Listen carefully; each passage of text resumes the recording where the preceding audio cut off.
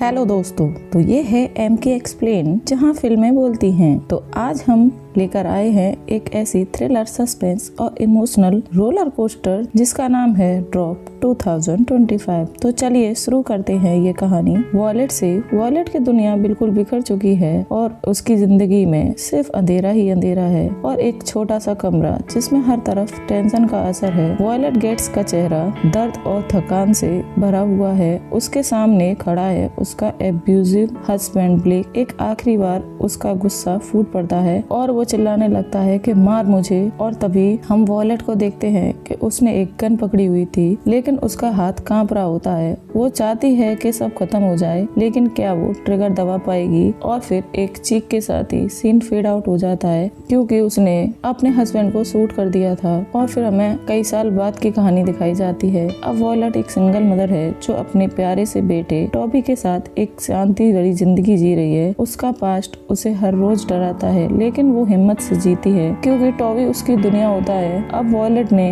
अपने आप को एक नए सफर के लिए तैयार किया था, जहाँ पर कि वो एक स्ट्रेंजर के साथ डेट पर जा रही थी। वो डेट जो वॉलेट ने एक ऐप के थ्रू फिक्स की थी और इसीलिए वो अपनी बहन को कॉल करती है और घर बुलाती है, जिससे कि वो टॉबी की तरफ से बेफिक्र होकर डेट पर जा सके। उसकी बहन जैन टॉबी का ख्याल रखने उसके घर आ जाती है और फिर वॉलेट डेट के लिए घर से निकल जाती है। तभी हम वॉलेट को एक क्लासी रेस्टोरेंट में देखते हैं, जहाँ पर ये जिसके साथ वॉलेट डेट पर आई थी वो अभी तक आया नहीं था। तभी उसके फोन पर एक नोटिफिकेशन आता है एक डीजी ड्रॉप नाम के ऐप से। पहले तो फनी मेम्स आते हैं, लेकिन बाद में वही ऐप उसका चेहरे का रंग उड़ा देता है। वॉलेट को एक मैसेज आता है कि अगर तुमने हमारी बात नहीं मानी तो तुम्हारे घर में जो हो रहा है वो तुम देख भी नहीं पाओगी। वॉलेट ये देखकर घबरा जाती है कि उस पर कोई हर कदम पर नजर रख रहा है। वो फटाफट से अपने घर के सिक्योरिटी कैमरे का ऐप खोलती है तो उसका दिल एकदम से घबरा जाता है। एक आदमी ब्लैक हुडी में मास्क लगाकर उसके घर के अंदर घुस चुका है। उसने जैन को बेहोश कर दिया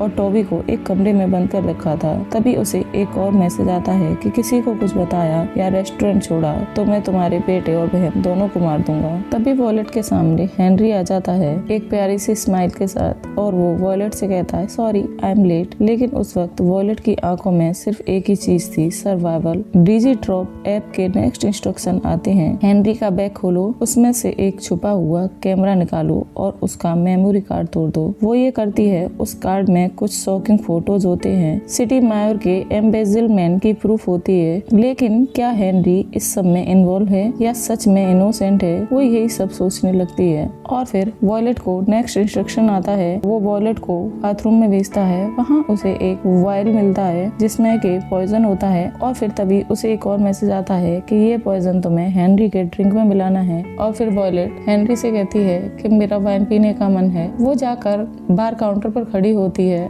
और वहाँ वो पॉइजन मिलाने की कोशिश करती है, लेकिन तभी उसे एक मैसेज आता है कि तुम्हें ये पॉइजन काउंटर पर नहीं बल्कि अपनी टेबल पर मिलाना है। वो उस पॉइजन को ले जाकर टेबल पर बैठ जाती है और बातों ही बातों में उसे कुछ बाहर से सामान लाने के लिए कहती है। जब वो हेनरी सामान लेने जाता है तो वॉलेट पीछे से उसकी ड्रिंक में पॉइजन मिला देती है। अब हेनरी वो ड्रिंक पीने ही वाला था कि तभी वॉलेट अचानक से अपनी ड्रिंक उसके ऊपर गिरा देती है और उसे पॉइजन पीने से रोक लेती है। हेनरी के कपड़ों पर ड्रिंक गिरने की वजह से वो उठकर वॉशरूम में साफ करने चला जाता है और उसी वक्त वॉलेट के पास एक और मैसेज आता है। वॉलेट को लगता है कि ये मैसेज फिर से उसी इंसान ने किया है जिससे वो स्टार्टिंग में टकराई थी। और फिर वॉलेट जाकर उस इंसान को सुनाने वाली थी कि तभी उसकी वहाँ पर गर्लफ्रेंड आ जाती है और वॉलेट ये देखकर रुक जाती है। अब वॉलेट ये सब जो हो रहा था उससे इतनी ज्यादा घबरा जाती है कि उसका चेहरा देखकर कारा उसके पास आती है और उससे पूछती है कि तुम्हें क्या हुआ है? मैं यहाँ पर बहुत टाइम से जॉब कर रही हूँ और मैंने सब लोगों को पहचाना भी है। तुम मुझे बता दो, अगर तुम्हें तुम्हारे डेट पार्टनर से कोई दिक्कत है तो शायद मैं तुम्हारी कोई हेल्प करवाऊँ। तुम इतनी ज्यादा घबराई हुई क्यों हो? जिसके बाद वॉलेट कहती है कि नहीं, सब कुछ ठीक है, कोई बात नहीं है। इसके बाद वॉलेट कारा से उस इंसान के बारे में पूछती है जिससे कि वो टकराई थी। उसको देख के कारा कहती है कि हाँ, अक्सर वो यहाँ पर आता है, लेकिन हर बार उस सामने वाले टेबल को बुक करता था। दरअसल वो उस टेबल की बात कर रही थी जिस पर रिचर्ड बैठा हुआ था। रिचर्ड ने उसके टेबल को बुक कर लिया था। इसके बाद वॉलेट रिचर्ड के पास आती है और उसे वोडका ऑफर करती है। वो उससे कहता कहता है कि नहीं वॉयलेट, मैं ड्रिंक कर चुका हूँ, जिस पर के रिचर्ड के मुंह से अपना नाम सुनकर वॉयलेट थोड़ा सा शॉक्ड रह जाती है और उससे पूछती है कि तुम्हें मेरा नाम कैसे पता।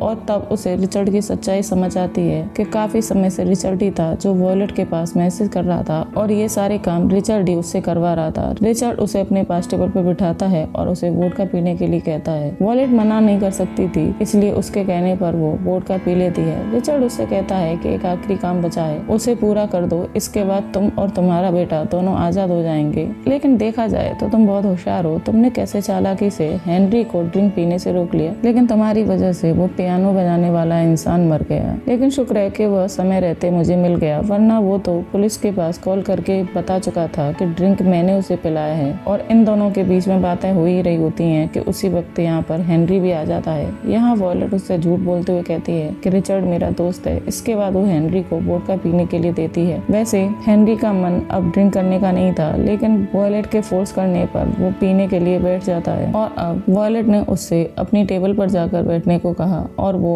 वॉयलेट का एक कहना मानकर वहाँ से चला गया। दरअसल दोस्तों, वॉयलेट रिचर्ड से और बातें उगलवाना चाहती थी कि वो ये सब क्यों कर रहा है। काम पूरा हो जाने के बाद रिचर्ड अपने आदमी के पास कॉल करता है और उसे कहता है कि काम पूरा हो गया है। रिचर्ड भी काफी खुश था, इसलिए वह भी आराम से बैठकर अपना डिनर करने लगता है। उसी वक्त वॉयलेट कहती है कि मैं तुमसे झूठ बोला, मैंने हेनरी के ड्रिंक में जहर नहीं मिलाया था। यह सुनकर रिचर्ड काफी डर जाता है और अपने डिनर को भूलने लगता है। दरअसल उस वक्त हेनरी वोडका पी रहा था, तो उस वक्त रिचर्ड का ध्यान उसके ऊपर ही था। इस सब का फायदा उठाकर वॉयलेट ने वो जहर डिनर में मिला दिया था। इसके बारे में जब रिचर्ड को मालूम पड़ा तो वो गुस्से में आग बबूला हो जाता है। वह अपने पास से एक गन निकालता है और वॉयलेट को शूट करने वाला होता है, लेकिन तभी यहाँ पर हेनरी आ जाता है और उसे गोली लग जाती है। वॉयलेट भागने की कोशिश करती है, लेकिन अभी भी रिचर्ड उसके पीछे पड़ा हुआ था, तो वॉयलेट को वो शूट करने वाला ही होता है। लेकिन उसी वक्त कार आ जाती है और रिचर्ड पर हमला कर देती है। गोली जाकर कांच पर लगती है और कांच में छेद हो जाता है। जब वह कारा से फाइट कर रहा था तब वह चाकू से उसे हमला कर देता है, जिसकी वजह से कारा को भी काफी चोट लग जाती है। वो दोबारा से गन लेकर वॉयलेट के सामने खड़ा हो जाता है। तभी वॉयलेट एक सामान लेकर कांच पर फेंकती है। दरअसल वो कांच फोड़ के रिचर्ड को नीचे गिराना चाहती थी और इस काम को करने के बाद वो कामयाब भी हो जाती है। कांच जैसे ही फूटता है तो हवा के दबाव से